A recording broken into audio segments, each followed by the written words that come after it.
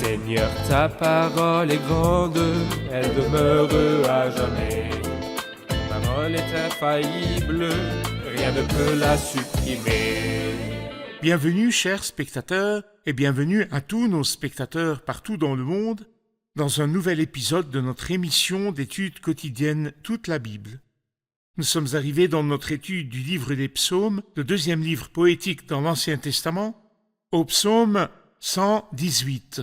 Permettez-moi au début de l'épisode d'accueillir mon invité, le serviteur du Seigneur qui m'honore au studio, le frère Youssef Riyad. Bienvenue, frère Youssef. Merci, frère Riyad. J'accueille aussi le public avec nous, soyez les bienvenus.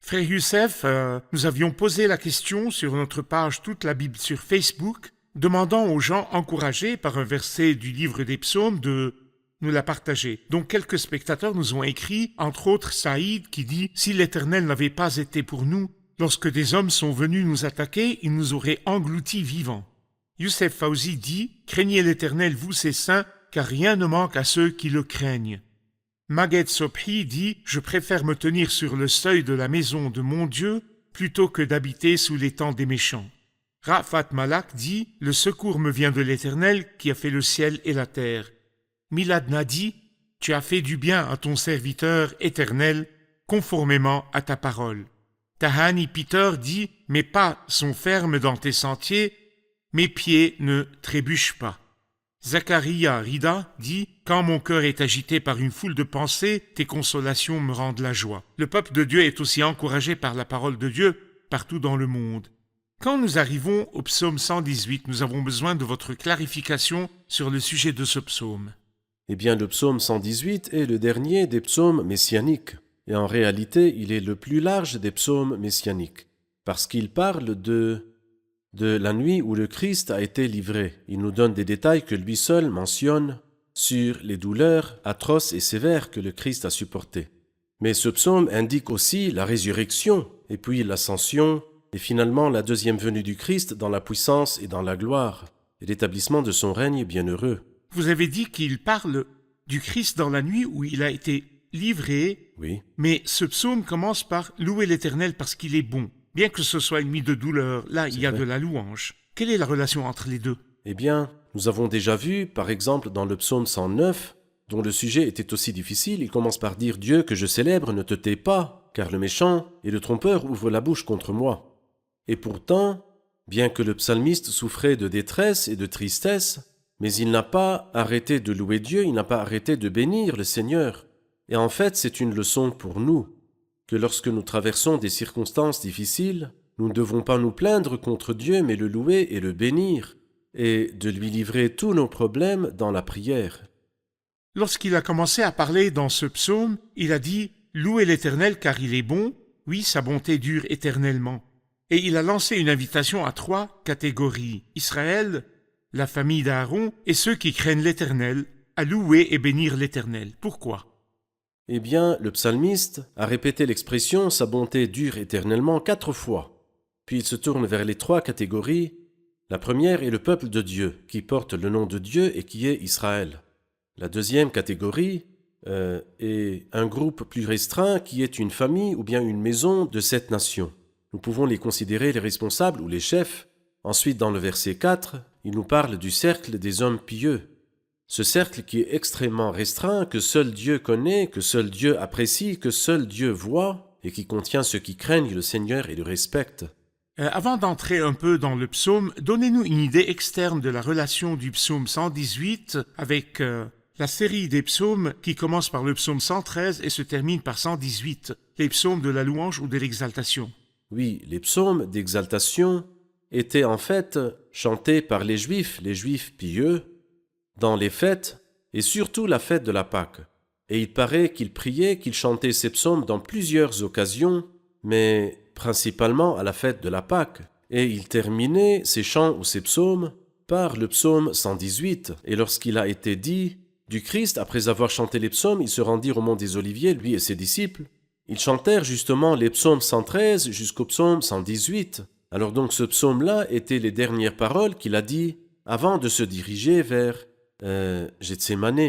Et j'aimerais aussi faire une comparaison avec le psaume suivant qui est le psaume 119.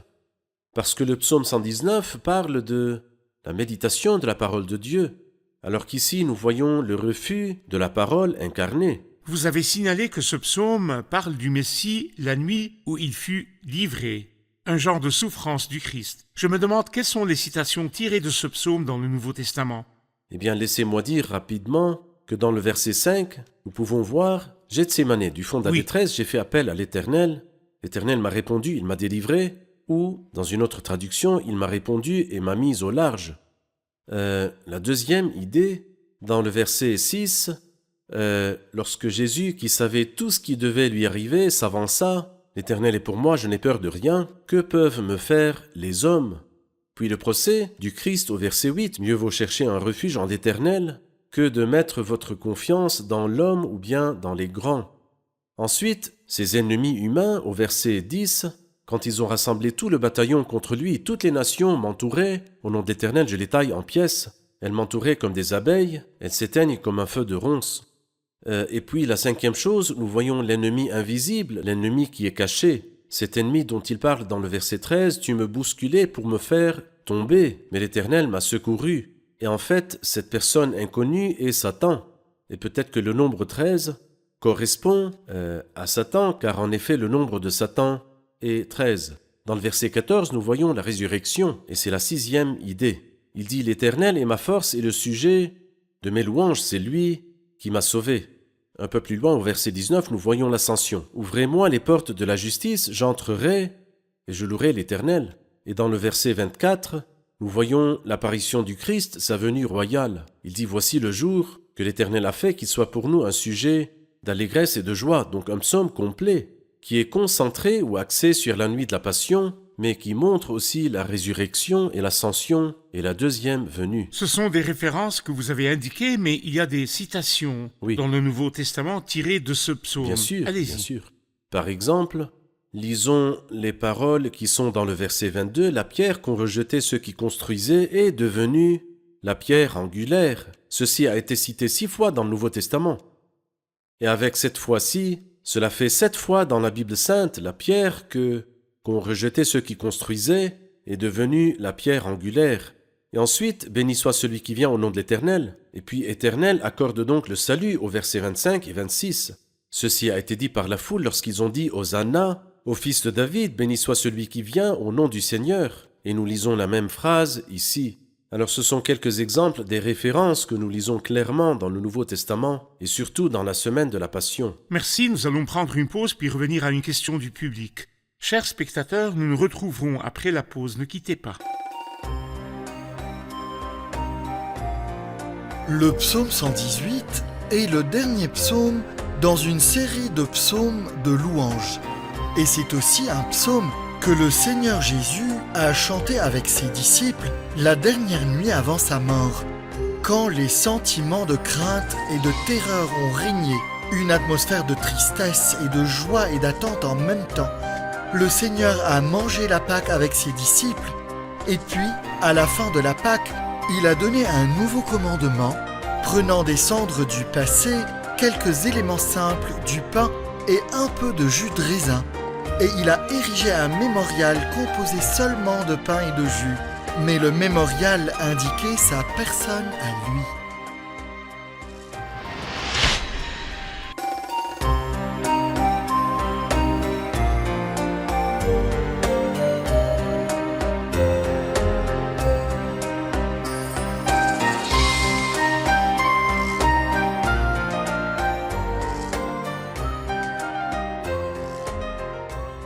Nous sommes de retour, chers spectateurs, pour prendre une question du public. Il est remarquable dans les 4 premiers versets de ce psaume que « Sa bonté dure éternellement » se répète plusieurs fois. Pourquoi ? La répétition de sa bonté dure éternellement, frère Youssef. La répétition est parce que sa bonté est éternelle. Le sujet de ce psaume, 2 choses merveilleuses.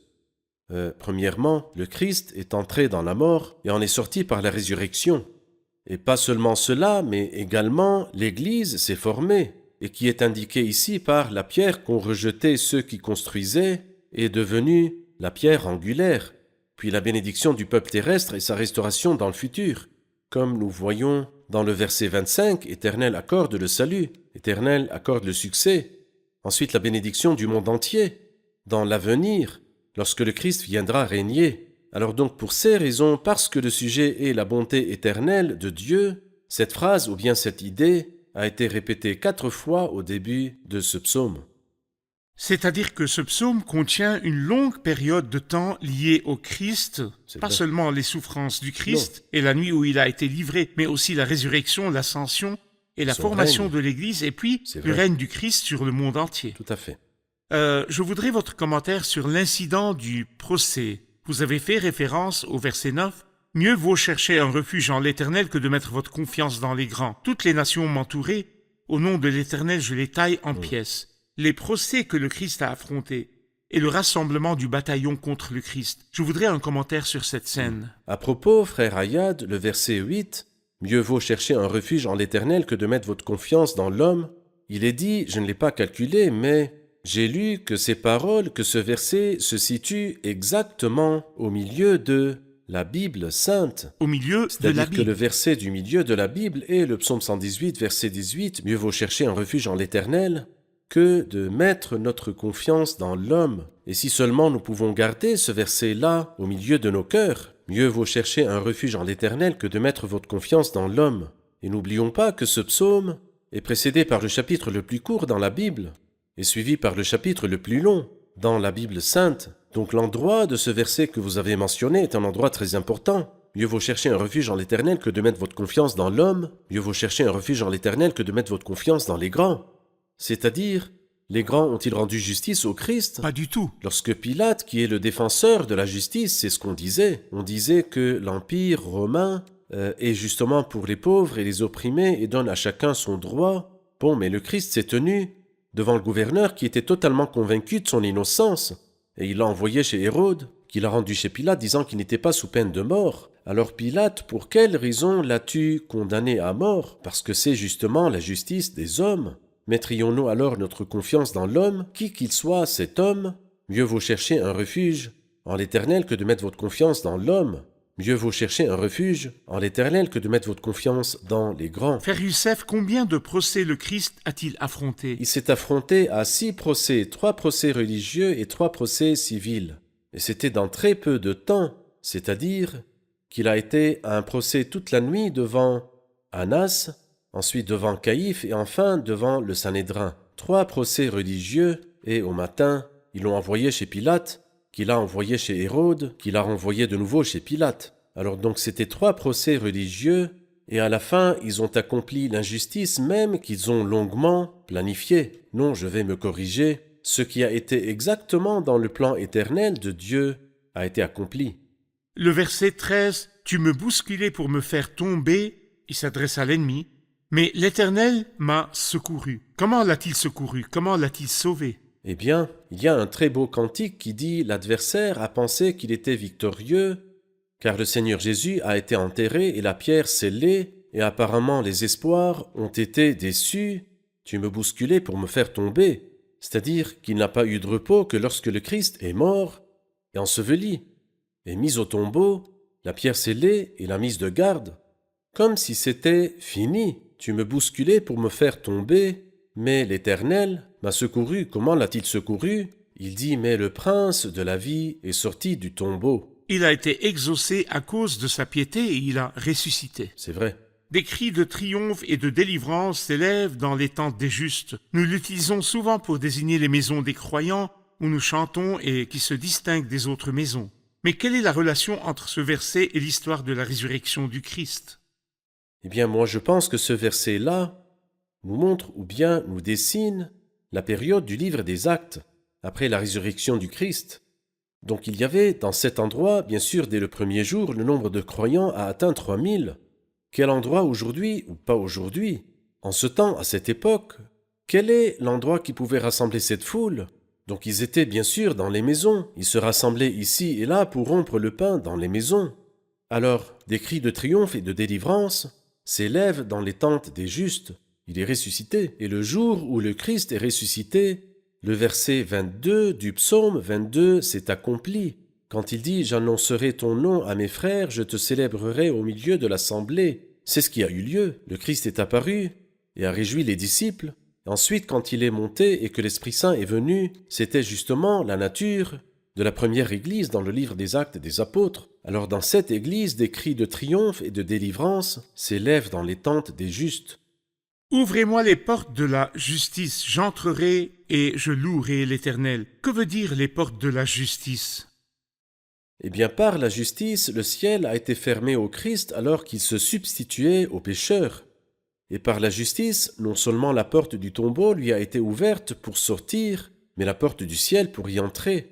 Et bien sûr, le Christ était tout à fait capable d'entrer au ciel sans passer par la croix. Le ciel l'aurait-il accepté? Mais bien sûr, la réponse est qu'il l'aurait certainement accepté car il est le Saint Fils de Dieu. Mais à ce moment-là, il serait entré tout seul. Mais afin d'entrer en tant que tête d'une nouvelle race qui est nous-mêmes, il fallait qu'il passe par la croix et il fallait que le ciel lui soit caché, il fallait que les portes du ciel lui soient fermées par la justice. Mais après sa résurrection d'entre les morts, par la justice, la porte du tombeau, aussi bien que la porte du ciel, lui ont été ouvertes. Et ce qui nous encourage, c'est quand il est entré au ciel, il n'est pas entré tout seul, Oui. mais il est aussi entré pour nous représenter. Il est entré au ciel en tant que notre précurseur. Ouvrez-moi les portes de la justice, j'entrerai et je louerai l'Éternel. Nous prendrons une pause puis revenir à une question du public. Chers spectateurs, nous nous retrouverons après la pause, ne quittez pas.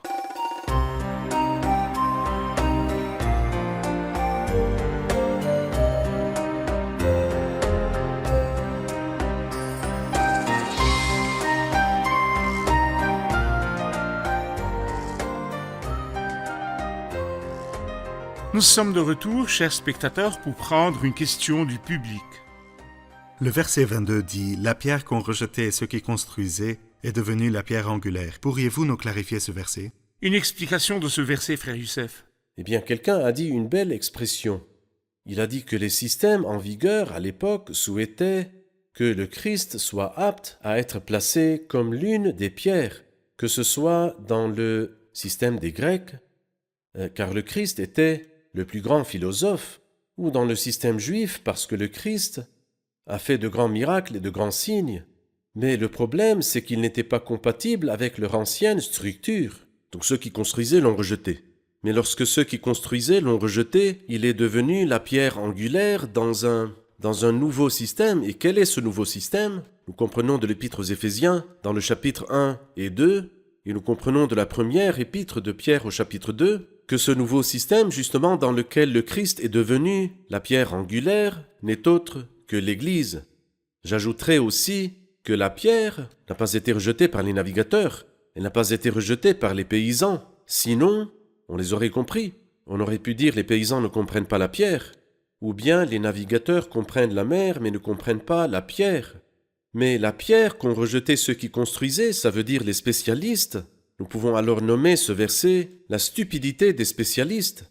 Et je peux dire que les spécialistes sont les religieux qui ont refusé le Christ. Lorsque le médecin commet une faute, il peut causer un désastre pour le patient. Et lorsqu'un ingénieur commet une faute, il peut causer un désastre pour des dizaines ou même des centaines. Mais lorsque les religieux commettent une faute, ils peuvent dérouter des millions. Tant de religieux ont dérouté des millions de personnes qui les ont suivis. Et c'est la stupidité des spécialistes.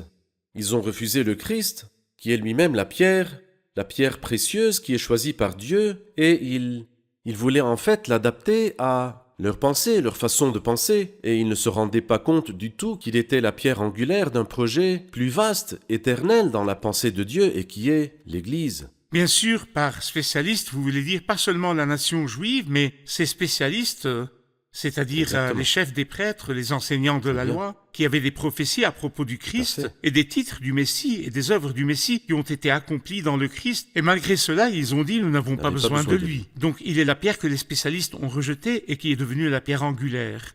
C'est l'œuvre de l'Éternel et c'est un prodige à nos yeux. Après qu'il a été refusé par ceux qui y construisaient et devenu la pierre angulaire, il dit, c'est l'œuvre de l'Éternel et c'est un prodige à nos yeux. Que veut-il dire par cela? Eh bien, je pense que d'abord il veut dire la résurrection.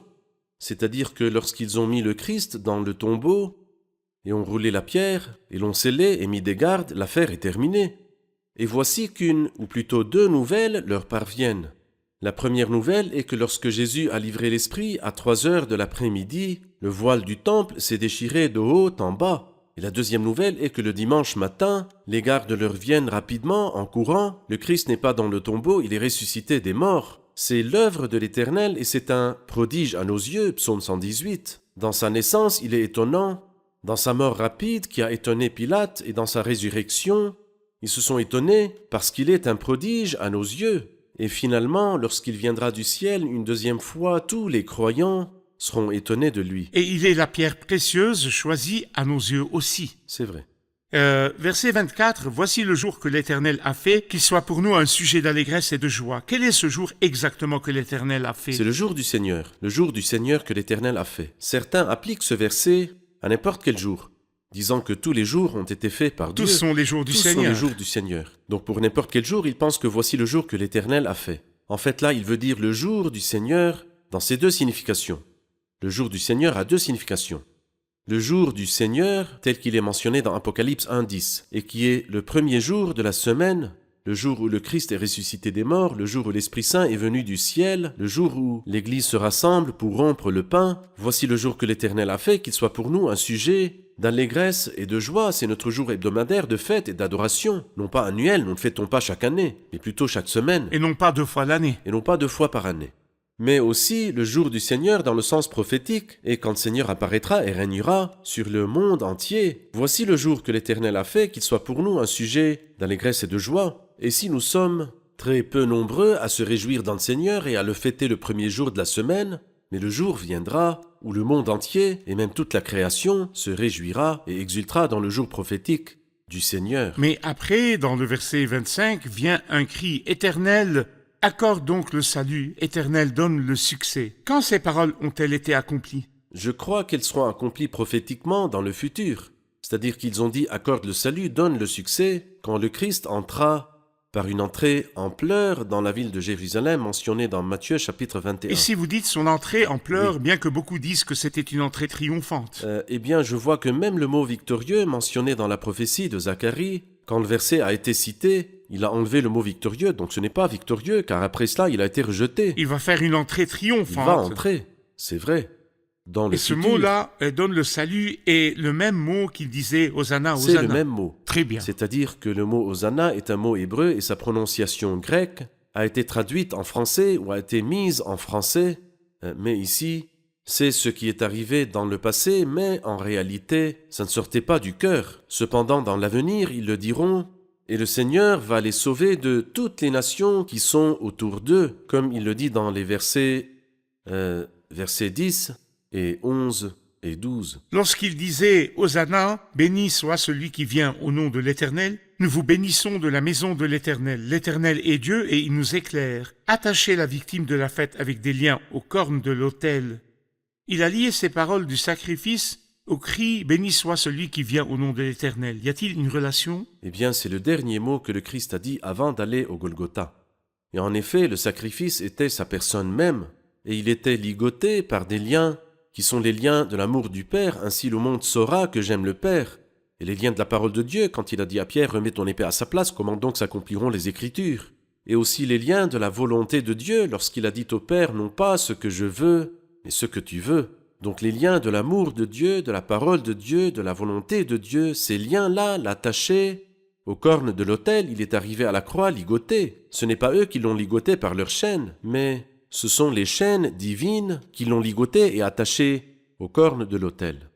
Attachez la victime de la fête avec des liens aux cornes de l'autel. Tu es mon Dieu et je te louerai. Mon Dieu, je proclamerai ta grandeur. Louez l'Éternel car il est bon, oui, sa bonté dure éternellement. Ce psaume aussi se termine par une louange. Oui, sa bonté dure éternellement. Merci frère Youssef, que Dieu vous bénisse. Nous allons revoir l'épisode avec nos invités. J'ai appris que le Christ est le prince de la vie, lui que la mort n'a pas pu vaincre. Et c'est pour cela que la vie, c'est le Christ. Et sans le Christ, la vie n'a pas de sens. Bien que ce psaume, comme nous l'avons appris, parle de la nuit des douleurs du Seigneur Jésus, il commence par louer. Et ceci nous encourage en sachant qu'au milieu des douleurs et des difficultés de la persécution, la louange remplit toujours nos tentes. Psaume 118, 8. Mieux vaut chercher un refuge en l'Éternel que de mettre votre confiance dans l'homme. un verset qui vient au milieu de la Bible, mais je prie pour moi et pour tous ceux qui aiment le Seigneur, qu'il soit au milieu de nos cœurs et de nos vies. Merci, que Dieu vous bénisse. Merci, Frère Youssef, que Dieu vous bénisse.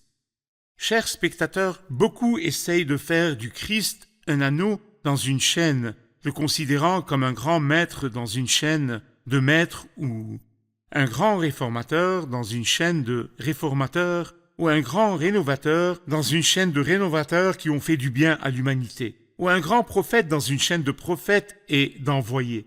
Mais le plan de Dieu envers le Christ est qu'il soit la pierre angulaire.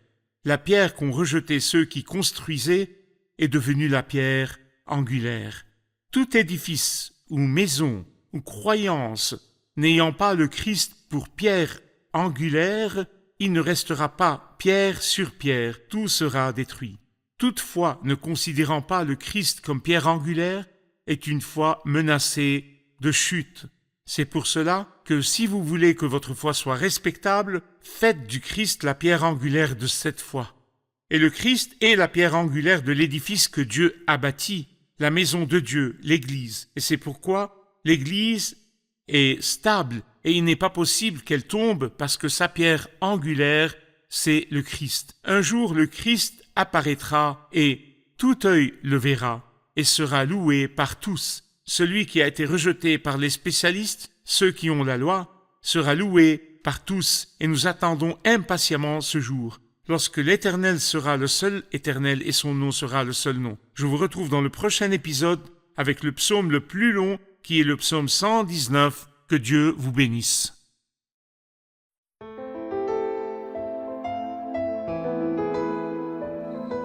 Seigneur, ta parole est grande, elle demeure à jamais.